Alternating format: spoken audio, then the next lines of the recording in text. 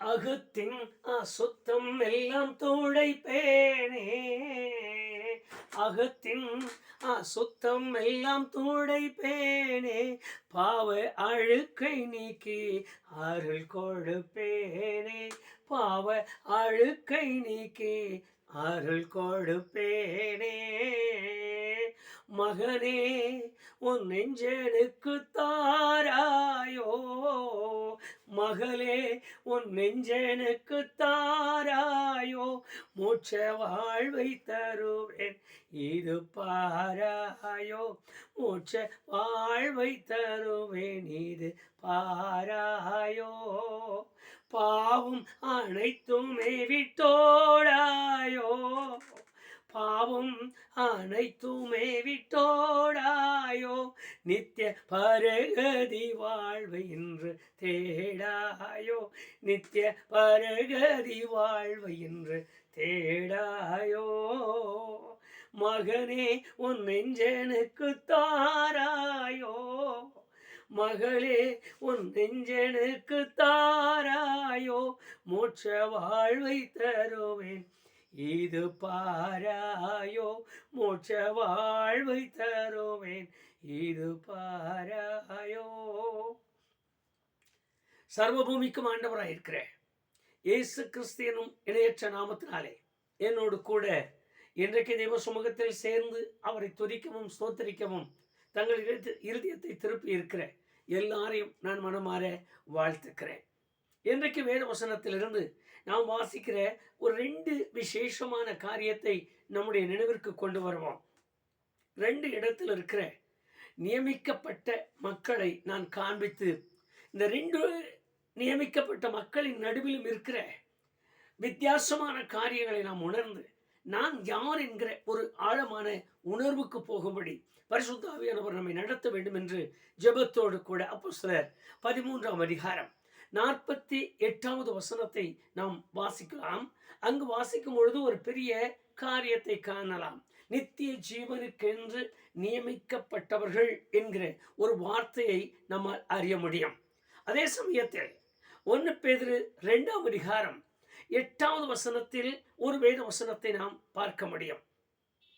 அங்கே எழுதின வார்த்தை இடறுகிறதற்காக கீழ்ப்படியாமல் இருக்கிற இடறுகிறதற்காகவே நியமிக்கப்பட்ட மக்கள் என்கிற வார்த்தையை நாம் வாசிக்கலாம். இந்த 2 வசனத்தையும் நம்முடைய மனதிற்குள்ளாக கொஞ்சம் ஆழமான ஒரு சிந்தையோடு கூட நாம் வாசித்தால்தான் இந்த வேத வசனத்தின் தன்மை நமக்கு விளங்கும். எழுதின அந்த வார்த்தையை நாம் வாசிக்கும் பொழுது மறுபடியும் ஒரு உணர்வு நமக்குள் வரத்தக்கதாக அந்த காரியங்களை கவனிக்கலாம். ஒன்று, நித்திய ஜீவனுக்காக நியமிக்கப்பட்டவர்கள். மற்றொன்று, இடறுகிறதற்காகவே நியமிக்கப்பட்டவர்கள். எப்படி அது சாத்தியப்படும்? தேவன் கொடூரமானவரா? தேவன் கல்லான மனம் உள்ளவரா? பாதி பேரை அழித்து பாதி பேரை அவர் தம்மிடத்தில் சேர்த்துக் கொள்வதுதான் அவருடைய இருதயத்தின் நோக்கமா? இந்த கேள்விகளை எல்லாம் நாம் கேட்டு பார்க்கலாம். ஒரு தவறும் இல்லை, கேட்டு பாருங்கள். அப்பொழுதுதான் நமக்கு ஒரு சரியான பதில் கிடைக்கும். தேவன் இரக்க குணமில்லாதவரா? தேவன் ஒரு சாராருக்கு மட்டும் தேவனா? ஒரு காலத்தில் அது இருந்தது, உண்மைதான்.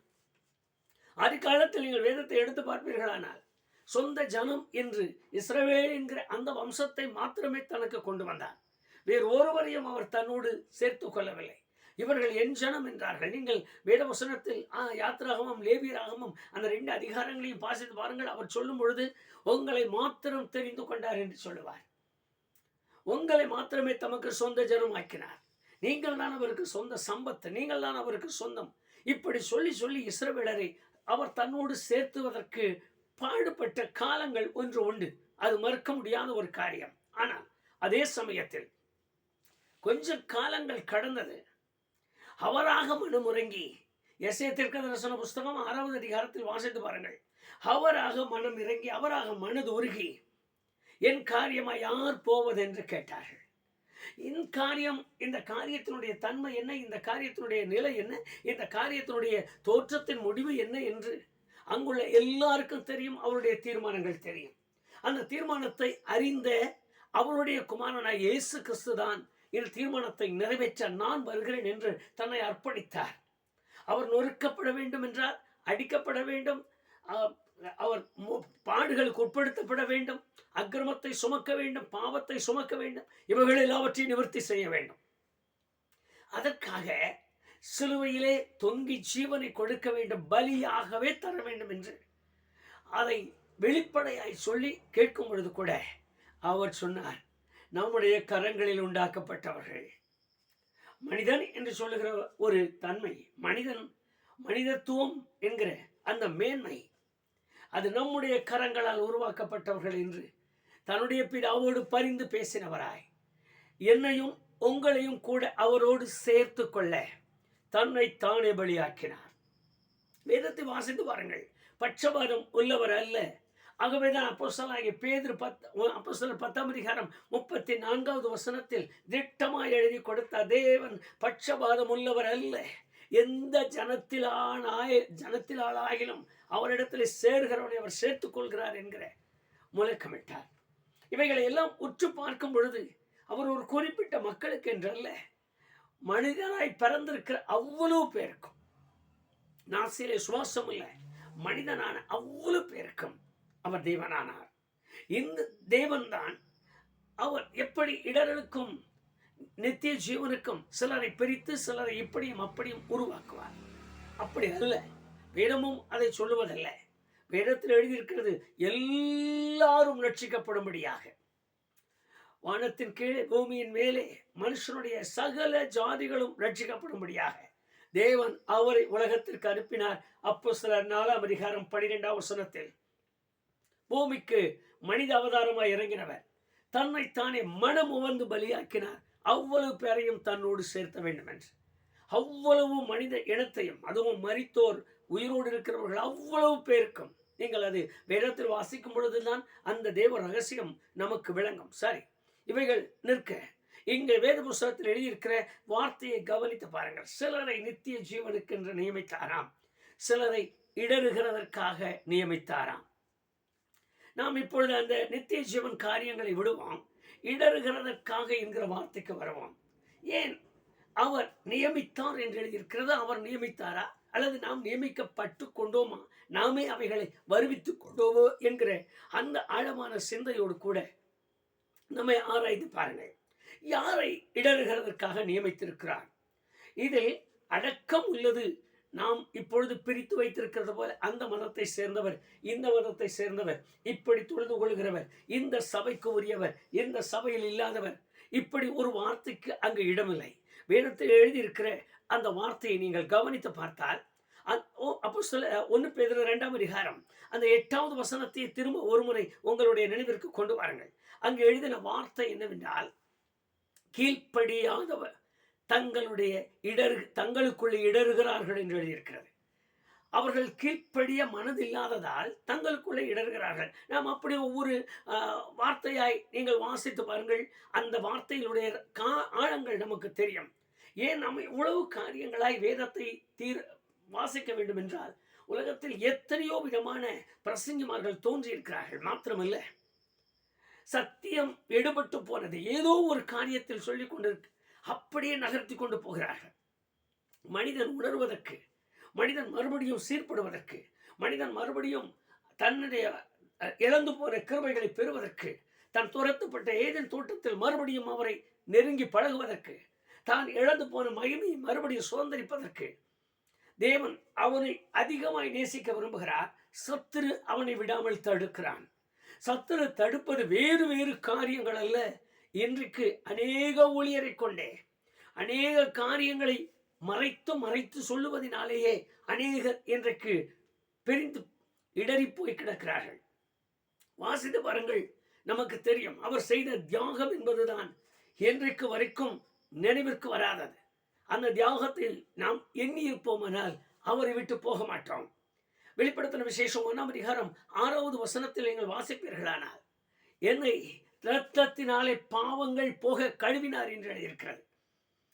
வேத வசனத்தையும் பாருங்கள், வேத வசனத்தினுடைய ஆழங்களையும் சற்று நம்முடைய நினைவிற்கு கொண்டு வாருங்கள். தேவன் மனிதன் என்று எப்பொழுது அவன் தேவனை நேசிக்க தொடங்கினால், எப்பொழுது அவன் ஆண்டவரை நேசிக்க தொடங்கினால், எப்பொழுது அவன் தேவனோடு இருக்க வேண்டும் என்று விரும்பினார், அந்த மனிதனை குறித்துள்ள பாக்கியம் என்ன? தேவன் அவனை பாவங்கள் போக கழுவினார் என்று எழுதியிருக்கிறது. 5ஆம் அதிகாரம் 9ஆம் வசனத்தில் வாசித்து பாருங்கள். மீட்டெடுத்தாராம், ரத்தத்தை கரையமாக்கி மீட்டெடுத்தாராம். 1 பேதுரு 1ஆம் அதிகாரம் 9ஆம் வசனத்தில் பாருங்கள். 19ஆம் வசனத்தில் வேலை மதிக்கப்பட முடியாத ரத்தத்தை கொடுத்து அவனை மீட்டெடுத்தாராம். ஆச்சரியமான வார்த்தைகள் ஒவ்வொன்றும். அவைகளை சிந்திக்கவும் அவைகளை யோசிக்கவும் தொடங்கினால்தான் அந்த அருமை மனிதனுக்கு முழுமையாக்கப்படும். அவ்வளவாய் மீட்டெடுத்த ஒரு தெய்வம் மனுஷன் இடறி போகிறான் என்று சொல்லும் பொழுது யோசிக்க வேண்டியதாக இருக்கிறது. அதில் விசேஷமாக மல்கியா 2ஆம் அதிகாரம் 15ஆம் வசனத்தில் வாசித்து பாருங்கள். அங்கு எழுதியிருக்கிற வார்த்தை, பரிசுத்தம் உள்ள சந்ததியை பெரும்படிதான் அவனை படைத்தார் என்று எழுதியிருக்கிறது. ஆனால் இன்றைக்கு இவைகளை எல்லாம் ஒரு மனிதனுக்கு சொல்லிக் கொடுங்கள், அல்லது ஒரு சபைக்கு சொல்லிக் கொடுங்கள், அல்லது ஒரு விசுவாசிக்கு அவரிடத்தில் உட்கார்ந்து இப்படிப்பட்ட வேதம் சொல்லுகிறது, இப்படிப்பட்ட காரியத்தில் உங்கள் நிலைமை என்ன, இப்படிப்பட்ட பரிசுத்தத்தில் உங்கள் நிலைமை என்ன, இப்படிப்பட்ட காரியத்தில் என்ன விதமாய் ஆண்டவரை நேசிக்கிறீர்கள், சேவிக்கிறீர்கள் என்று கேட்டு பாருங்கள். அவங்க சொல்லுவாங்க, முளைச்சு 3 இலை பொறிக்கல, உனக்கு இப்போ என்ன தெரிஞ்சு போச்சு, அந்த ஒரு வரியை சொல்லிட்டு அவங்க சொல்லுவாங்க, நாங்கள் எத்தனை வருஷமாக கிறிஸ்தவர்கள், எத்தனை வருஷமாக நாங்கள் ஆண்டவரை நேசிக்கிறோம், எங்கள் அப்பா இப்படி, எங்கள் அம்மா இப்படி, எங்கள் தாத்தா இப்படி, நாங்கள் வழி வழியாய் ஆண்டவரையே தேடுகிறோம், அவர்களுக்கெல்லாம் தெரியாதது உனக்கு தெரிந்து விட்டதா? இந்த வார்த்தையைத்தான் சொல்லி உங்களை ஒதுக்குவார்கள். நீங்கள் சரியான உபதேசம் அல்ல, ஏதோ ஒரு சபையினுடைய சார்பில் இருக்கிறீர்கள் என்று தள்ளுவார்கள். ஆனால் இங்கு வேதத்தை வாசிடுவார்கள். அவர் படித்த படிப்பின் நோக்கம் 43ஆவது அதிகாரம் ஏசாயா தீர்க்கதரிசன புஸ்தகத்தில் 21ஆவது வசனத்தில் எழுதின அந்த வார்த்தையை கவனித்து பாருங்கள். எனக்கென்று ஏற்படுத்தினேன், என் துதியை சொல்லுவார்கள் என்று எதிர்பார்த்திருக்கிறேன். அதே அதிகாரம் 9ஆவது வசனத்திற்கு வாருங்கள். அங்கு எழுதின வார்த்தை நம்மை உடைத்து விடுகிறது. தெரிந்து கொண்டு அழைத்து செயற்படுத்தி உன்னை எனக்கென்றே நான் ஒப்பு கொடுத்தேன். ஒவ்வொரு வரியாய் நம்முடைய நினைவிற்கு கொண்டு வாருங்கள். அந்த வார்த்தைகளை எல்லாம் வாசித்த பின்புதான் இன்னும் நாம் பேதுரு சொல்லுகிறது போல இடறுகிறதற்கு ஏதுவானவர்களாக நிற்கிறோம். இடறுகிறதற்கென்றே தெரிந்து கொள்ளப்பட்டவர்களாய் நிற்கிறோம். கீழ்ப்படியாதவன் என்று மேலே எழுதிய தலைப்பு வார்த்தையை கவனியுங்கள். அந்த வசனத்தில் கீழ்ப்படியாமையாயினாலே அவர்கள் இடறுகிறதற்கு ஏதுவாக நியமிக்கப்பட்டவர்களாய் மாறியிருக்கிறார்கள். எதில் கீழ்ப்படியவில்லை? நான் அந்த வேத வசனங்களை நம்முடைய கவனத்திற்கு கொண்டு வருவோம். எதில் கீழ்ப்படியவில்லை? ஒன்று, இன்று வரைக்கும் பிதாகுமாரன் பரிசுத்தாவின் நாமத்தினாலே தண்ணீரிலே மூழ்கி பாவம் மன்னிப்புக்கென்று ஆத்மாவின் ரட்சிப்பிற்காக ஞானஸ்நானம் பெற்றுக் கொள்ளாமலே எத்தனை பேர் இருக்கிறோம்? காலங்கடத்து பிள்ளைகளுக்கு வாசித்து பாருங்கள், எத்தனை பெரிய வயதுள்ள பிள்ளைகளுக்கு கூட இன்னும் ஞானஸ்நானம் இல்லை. திருமணம் ஆகும்போதுதான் சில ஞானஸ்நானம் எடுப்பார்கள். இப்போ பிள்ளைகள் எந்த அளவிற்கு வளர்ந்திருக்கிறார்கள், பிள்ளைகள் எந்த அளவிற்கு வளர்த்தி இருக்கிறோம், நாம் எப்படி வளர்ந்திருக்கிறோம்? நமக்கு அந்த ஞானஸ்நானத்தின் மேன்மை உண்டா? நமக்கு அந்த ஞானஸ்நானத்தின் கீழ்ப்படிதல் உண்டா? இல்லை. சரியானபடி ஆராதனைக்கு நம்முடைய காரியங்களை எல்லாம் விட்டு கொஞ்ச நேரம் ஆண்டவருக்கு ஒதுக்கி அவரை ஆராய்ச்சி துதிக்க வேண்டும் என்று இருக்கிற ஒரு காரியத்தில் எவ்வளவு கீழ்ப்படிந்திருக்கிறோம், எவ்வளவாய் அதற்கென்று நாம் படிக்கிறோம். போவோம், நல்ல கன்வென்ஷன் கூட்டங்களுக்கு போவோம், நல்ல சிரிப்பான காரியங்களும் ஜோக்கான காரியங்களை கேட்போம். நேரம் போனால் போதும், அல்லேலூயா ஸ்தோத்திரம் சொல்லிட்டு வெளியில வந்துட்டே இருக்கும். ரட்சிக்கப்பட்டு இருக்கிறியான்னு கேளுங்க. எங்கள் அப்பாவை கேட்டு வந்து சொல்கிறேன்பாங்க. அதுதான் இன்றைக்கு வரைக்கும் நடந்து கொண்டிருக்கிறேன். இப்போ நீங்கள் ரட்சிக்கப்பட்டிருக்கீங்களா? 35 வயசான ஒருத்தர் ரட்சிக்கப்பட்டிருக்கீங்களான்னு கேளுங்க. அப்படின்னா என்ன? அது பெந்தகோஸ்தேக்காரர்கள் தான், எங்களுக்கு இல்லைம்பாங்க. ஒரு தம்பி அப்படி சொல்லிட்டார். காரியம் அறிய முடியல, உபதேசங்கள் வேறா போய்விட்டது, சத்தியங்கள் வேறாய் போய்விட்டது. ஏதோ ஒரு காரியத்தில் உடைகிறோம், வேற காரியத்தில் கவனம் இல்லாமல் போயிருக்கிறோம். வேதத்தை வாசித்து பாருங்கள், எவ்வளவாய் அந்த சத்தியத்தில் கீழ்ப்படியாமை என்று சொல்லும் பொழுது ஆராதனைக்கு சரியா போயிட்டு இருக்கீங்களா? பாங்க, போன மாசம் கூட தான் போயிட்டு வந்தேன். அது அப்படி ஒன்றும் புலப்படலை, ஒன்றும் தெரியல. உட்கார்ந்து கேட்டா தானையா, உட்கார்ந்து கேட்டா தானே. கண்ணை முழிச்சுட்டே உட்காந்துருக்காங்க. பாஸ்டர் கண்ணை முடுறாரா, ஜோம் பண்றாரா, அப்படியே உட்கார்ந்துருக்காங்க. என்ன படிக்கிறாங்கன்னு தெரியல, என்ன யோசிக்கிறாங்கன்னு தெரியல. மேலே பார்க்குறாங்க, கீழே பார்க்குறாங்க. ஏன்னா அந்த ஃபேனெல்லாம் இப்போ புதுசாக ஃபாரின்லேருந்து வந்த ஃபேன் மாதிரி எல்லா ஃபேனுக்கும் 3 ரெக்கை, எங்கள் ஃபேனுக்கு 7 ரெக்கை ஓடுற மாதிரி அந்த ஃபேனையே பார்க்குறாங்க. அப்புறம் திரும்பி சுவிட்ச் போர்டை பார்க்குறாங்க, திரும்ப எங்களை பார்க்குறாங்க, திரும்ப பக்கத்தில் இருக்கிறவங்க பார்க்குறாங்க. தாய் வேதம் கொண்டு வந்திருக்கிற வேதத்தை திறக்கிறதில்ல, வாசிக்க தெரியல. ஒரு ஆதியாகமம் சொன்னால் ஓசியா புஸ்தகத்தில் தேடுறாங்க, ஓசியாவை சொன்னால் எங்கேயோ தேடுறாங்க. பரிதாபமாக இருக்குது. ஒவ்வொரு மனுஷனுடைய தன்மைகளையும் நிலைமைகளையும் வேதத்தில் எழுதியிருக்காது. அருமையான கர்த்தருடைய பிள்ளையே, இடறுகிறதற்காகவே நியமிக்கப்பட்டார்களாம்.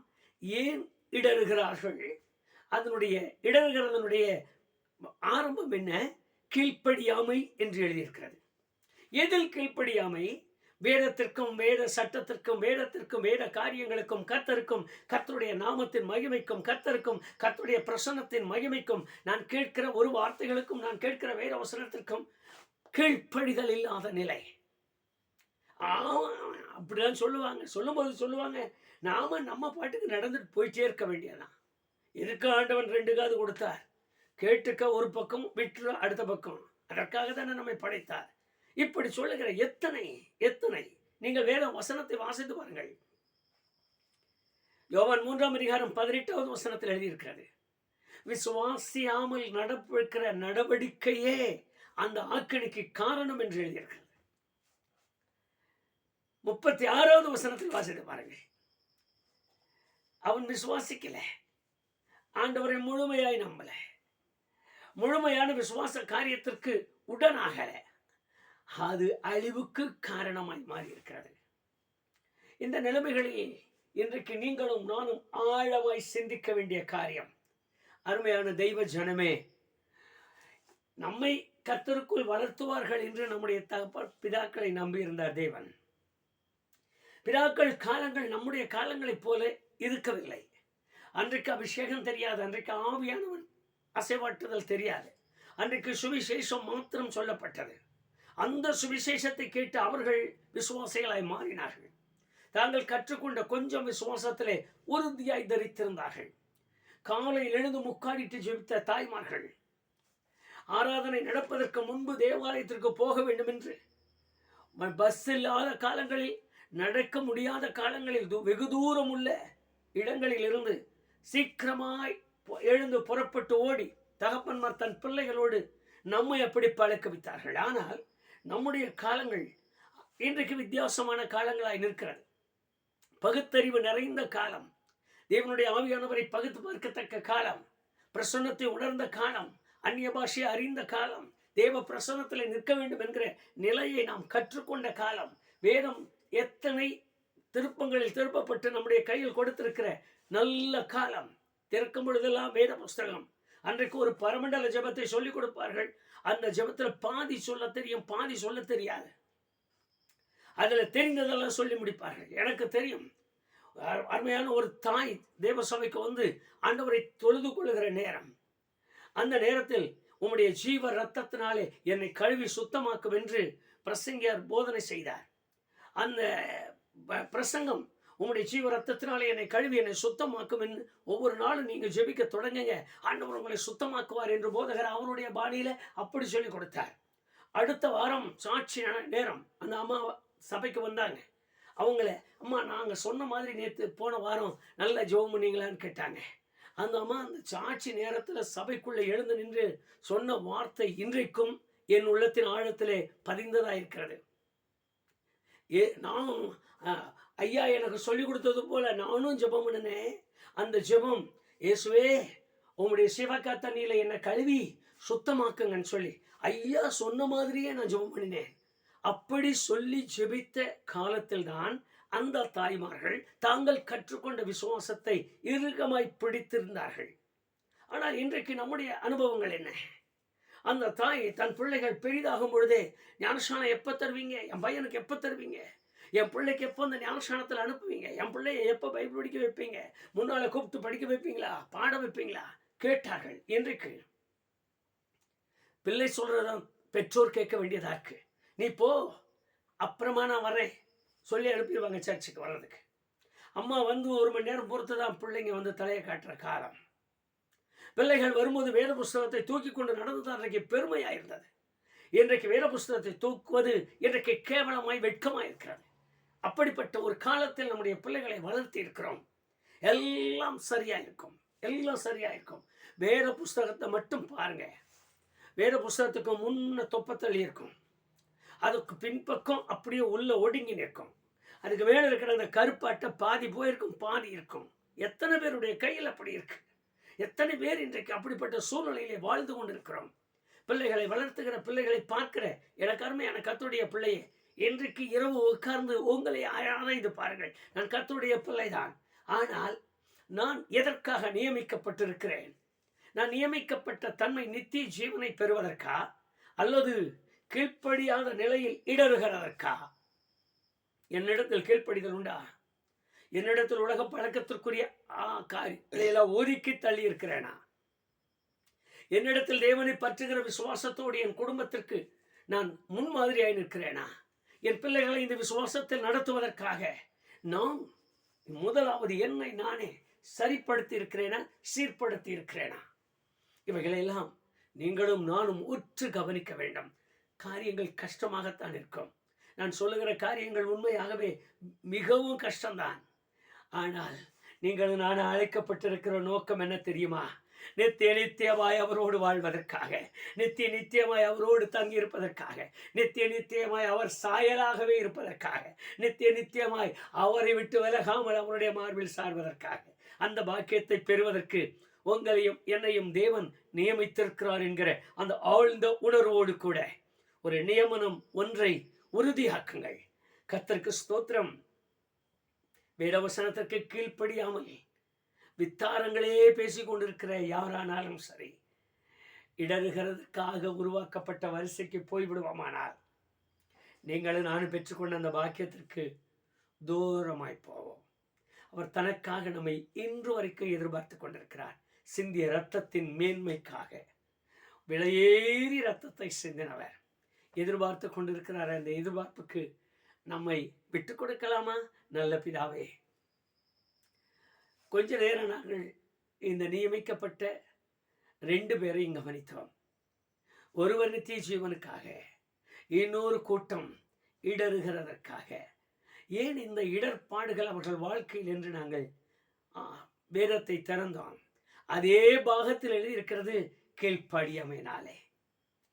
அதே அப்போஸ்தலரின் புஸ்தகத்தில் நாங்கள் வாசிக்கும் பொழுது 13:46 38 இந்த 2 வார்த்தைகளை நாங்கள் எண்ணி பார்க்கும் பொழுது அங்கு எழுதின வார்த்தை எங்கள் உள்ளத்தை உடைக்கிறதாய் இருக்கிறது.